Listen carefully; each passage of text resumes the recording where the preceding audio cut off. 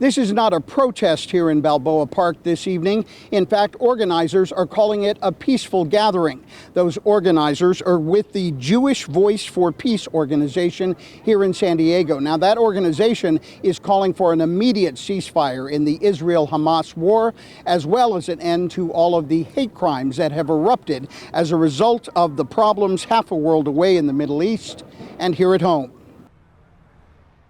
This 22-foot, 1,500-pound menorah, made with a thick skin of quarter-inch steel, now hovers over the House of Chabad, a home away from home and safe space for thousands of Jewish San Diego State students. I think tearing down any religious symbol becomes personal to me, especially what happened at the murder at Chabad House. Barry Soper is a San Diego author, currently writing a book about the mass shooting at the Chabad synagogue in Poway during Passover in 2019.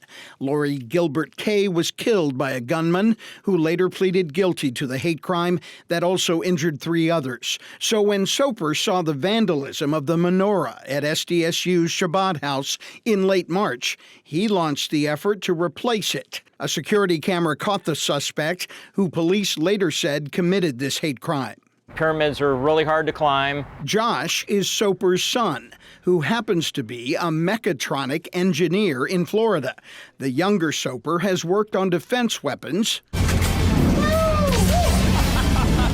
and many of the amusement rides at Universal Studios in Orlando.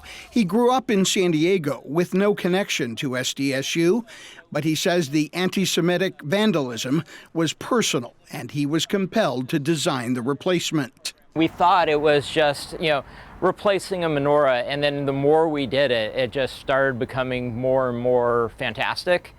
And it's, when you see something on paper, it never really represents what the end goal is going to be until you see it. Like father, like son.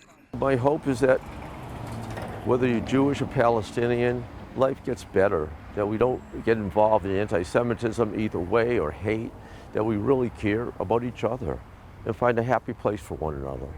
The person seen in that security video has still not been arrested.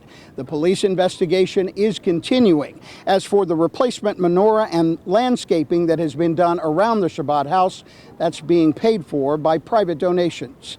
M.G. Perez, KPBS News.